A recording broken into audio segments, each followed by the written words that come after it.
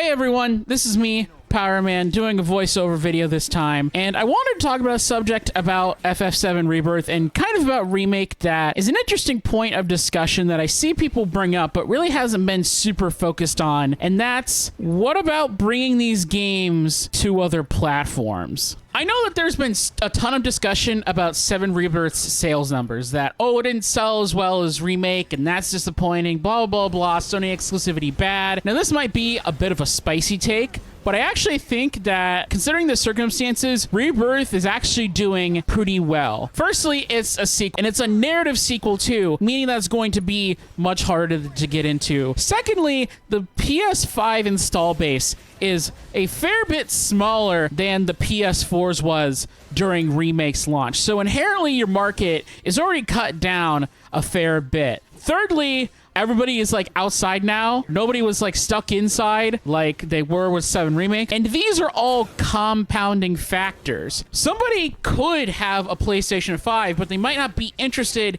in playing Rebirth because, well, they played 7 Remake during lockdown and they don't have time to play Rebirth. Rebirth's selling about half of what Remake did in the same time frame, considering the PS5 is a little bit over half of the PS4 at that time frame. I think it's actually pretty good. But even outside of this scenario, being like the number 4 best-selling game of the year or the number 1 of the month that it came out in, doesn't really matter if you're not profitable. If Rebirth just costs way more than they ended up bringing in just due to having to split with retailers and platform holders and digital storefronts. And that's kind of what I wanted to talk about with regards to today's topic, is sort of the ace in the back pocket of Square Enix that they still can play regarding this Remake series. The PlayStation exclusivity stuff has obviously, I think, maybe been a little bit of a hampering negative effect in the short term as these games maybe get rolled out onto other platforms. I still think that this trilogy could be like an evergreen title almost that sells and sells and sells like crazy for many, many years to come. I guess the closest comparison that I can make is The Witcher 3. The Witcher 3 has sold tens and tens of millions of copies. And why is that? Well, because it sold so many copies over so many years. It didn't just sell all of those copies in its launch year. It just slowly accrued them over many years. And I could see this Remake series being like that, where gaming technology is right now. I don't think that these games are going to age super badly in like 10, 15 years probably. But they'll still be very fun and enjoyable and not feel dated. Now, I know there's been a lot of hubbub prior to Rebirth's release from like analysts and stuff about how Sony's locked down this series basically like indefinitely. To me, this sort of exclusivity agreement makes me raise an eyebrow, because if you kind of take it at face value, then it doesn't essentially mean anything. PlayStation does not consider PC to be competition, and Remake got released on PC, so okay, we know that probably the other games are coming to PC. They also don't consider Nintendo to be competition, according to the FTC Activision Blizzard Microsoft acquisition stuff that happened in 2023. That would only leave Xbox. But as any diehard JRPG fan knows, is that JRPGs sell horribly on Xbox. It genuinely might be that the image of exclusivity is far more valuable than the actual sales that porting the 7 Remake games to Xbox would actually acquire. But anyways, let's kind of speculate on some of the versions of FF7 Rebirth and a little bit of Remake on other platforms, what they might run like, what they might look like, etc., etc. Now, counterintuitively, I'm going to talk about the PS5 version of Rebirth first, because we know the PS5 Pro is probably coming by the end of this year, and I'm 95% sure that we're going to get an update to Rebirth that will take advantage of that console at bare minimum. So if you've been following any sort of rumors about the PS5 Pro, or just like kind of know where technology is headed, you know that the PS5 Pro is not actually going to be that much of a leap over the base PS5, 50% more traditional rendering power than the base PS5. So a lot of it's going to be hard carried by the PlayStation AI upscaling solution. The bare minimum I'm expecting, and I don't think that this would be a terrible solution, is if Square Enix just had the game run at a base resolution of 1080p 60, kind of like the current performance mode, except without that terrible filter on it. Put it through the PlayStation AI upscaler, upscale it to 4K, then use whatever spare traditional rasterization GPU power that's left to smooth out the game's more egregious frame drops, and call it a day. If Sony is maybe pushing Square Enix a little bit more to sell some of the flagship features of the Pro console, I would not be shocked if there's like an 8K 30 mode that gets put in there, again, running from a much lower base resolution of like 1440p or 4K, and you use some of the spare GPU power to like clean up and make the image much more prettier, like just fix some of the rendering issues with the base game. If Square Enix wanted to appeal to nerds like me, they would give you the option to have an uncapped frame rate in the 4K mode. So you could run it at like 90 to 100-ish FPS with VRR and really appeal to those few people that have HDMI 2.1 TVs, but that's just a pie in the sky idea. Next up, I want to talk about the PC version of Rebirth, and is really the main course of this video, because the PC version actually has a lot of stuff to talk about, just due to the nature of the way this platform is so modular and having all these intersecting bits. So, having done some math from Digital Foundry videos of Remake, Integrate, and Rebirth, Rebirth is a much heavier game than Integrate. Integrate runs around 1440p, sometimes a little above that with dynamic resolution in the 60 FPS mode. Rebirth dips down to like 1080p at the bottom and hangs out there a lot, and does have frame drops even down from there. So sorry for any people who are running Remake on like an RX 580. You're gonna need a tier up of GPU in order to play at the same resolution and frame rate as you did with Remake, which does kind of suck having to buy a new GPU. But I mean, considering by the time this PC port will come out, what, the end of 2024, 2025, that'll be what, 3 to 4 years? Again, that sucks for anybody holding onto their hardware for a long time, but it's not that crazy of a demand in the PC space. It means that my 6800 XT, which was running Remake at a locked 4K 60, is now going to be playing Rebirth at 1440p. Now, the one salvation for some of these older cards potentially running Rebirth, which would be like the new gen of upscalers like DLSS, FSR2, XCSS, I really don't see coming to the PC version of Rebirth. They didn't come with the PC version of Remake. Really, there's only two situations that I could see advanced upscaling getting into Rebirth PC. One is a sponsorship, which, bleh, I know, sponsorship sucks. But there is a precedent with Final Fantasy games on PC. 15 got an NVIDIA sponsorship all the way back in 2018. I mean, the first bad version of DLSS 1.0 was in it, but it's like such a different era of PC gaming to now that I don't know if Square Enix would be willing to make that agreement again. But I mean, they make tons of agreements with like Epic Game Store and PlayStation. I mean, why not like triple dip with a GPU specific vendor? The other situation is that I could see only FSR stuff coming to Rebirth, primarily just due to it being open source. It's easy to implement, and you don't gotta work with anybody to make it work. That's it. That sucks. You don't have an option for anything better, but it works on everything. By the way, if you're asking why Epic's temporal super resolution upscaling option I'm not talking about here, that's an Unreal Engine 5 feature. The really big elephant in the room regarding the PC version of Rebirth actually comes from how the SSD stuff is going to be handled, because there's not really any sort of like set standard as of right now that games are really consistently using.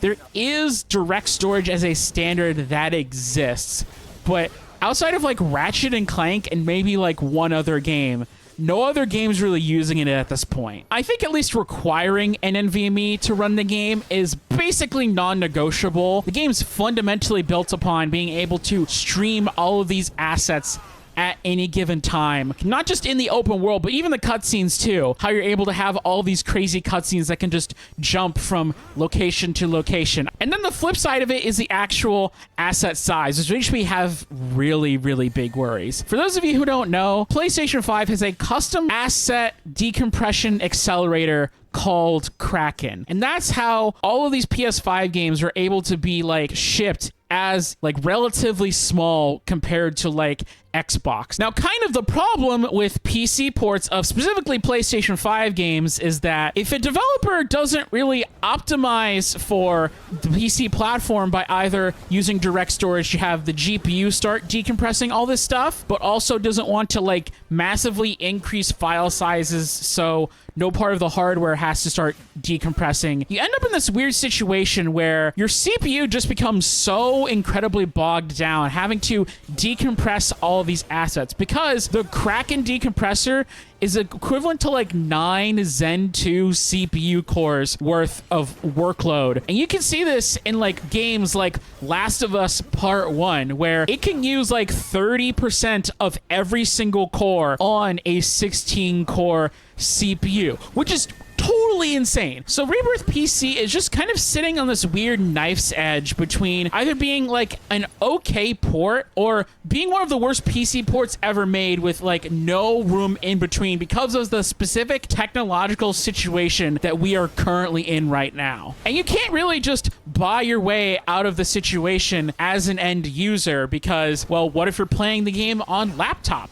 You can't change your cores out to support 16 cores. What if you're even on desktop? You could change out to 16 cores. Well, you can't necessarily always afford it. So that's going to drive a lot of people away from playing this version of the game, which would defeat the whole point of porting it to PC in the first place. Now, assuming they solve the decompression issue, I actually think this game is going to be very, very CPU light. I could totally see like any CPU after 2019 having zero issue running Rebirth at like a stable locked 60 FPS, that you're not CPU bound at that low of a frame rate. But I also would not be shocked if there's like something way more under the hood going on what's on screen. And you're gonna need something maybe like 2022 or newer to really get that high refresh rate experience or something.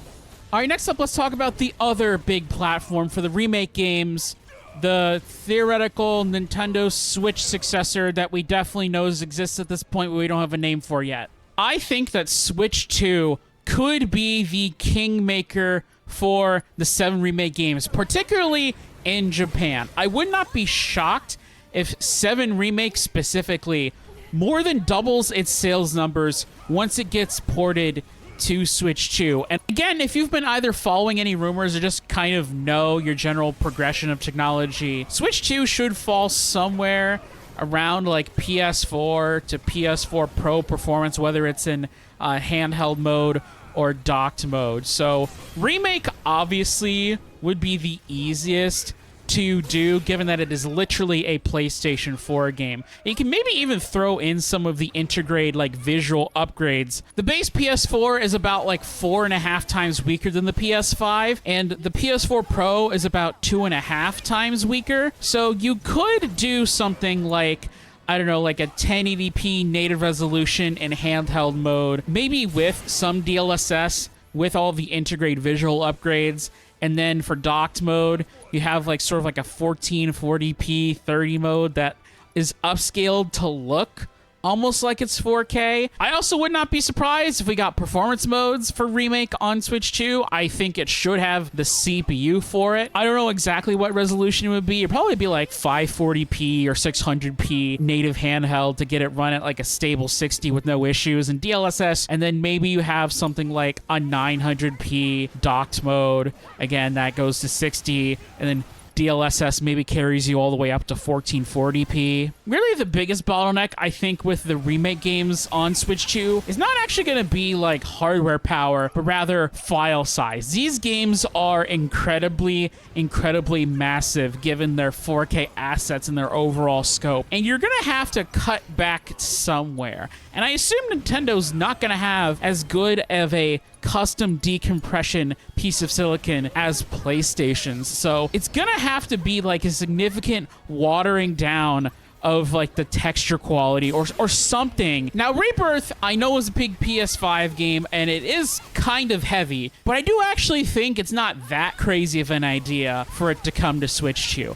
It does definitely gonna need a lot of downgrading. For Rebirth in a potential handheld mode, 720p 30 is not that crazy of an idea, especially once you start stripping back all the assets and stuff. Performance mode, gonna be much more of a challenge. We could get into some pretty infamously low resolutions that some of the bigger third-party Switch games ran into, like sub 480p, like 360p type stuff. For docked mode, like 900p 30 with strip back details should be fine again, but then we start getting into like we have to really go like close to 480p for like a 60 FPS mode, and DLSS does not do super well with that low of a base resolution. Last and certainly least, let's talk about Xbox platforms real quick.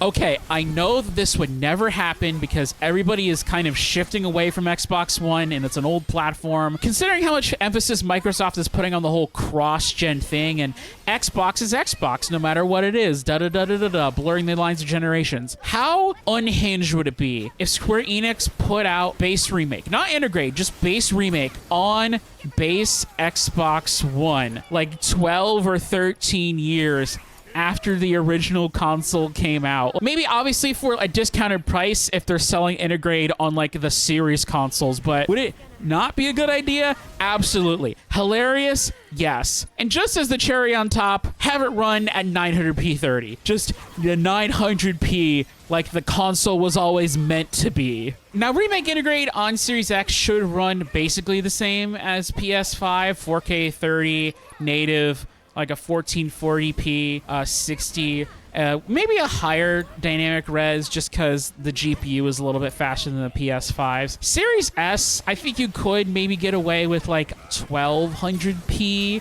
at like 30 FPS, and then maybe you could strip down some of the details in Integrate and then get it to like maybe like a 900p 60 on Series S. 7 Rebirth. On Series X, it's probably going to run at the same resolution, like some UHD resolution close to 4K at 30 FPS. Similarly, like a 1080p 60 performance mode with less frame drops. Series S, either Series S, they're going to really have to strip back the details on in order for it to be like an HD resolution for that game, or we're going to have to like have like a 540p 60 mode. So anyways, guys, that's it for the video. I want to do a video talking about 7 Rebirth sales numbers and just like what other platforms I hope it would come to, and just this seemed like the perfect opportunity to talk about both at the same time. So anyways, if you like this video, like it. If you want to see more FF7 Rebirth videos in the future, comment down below and hit subscribe. Hit up my Patreon in the description so you can incentivize me to keep making better,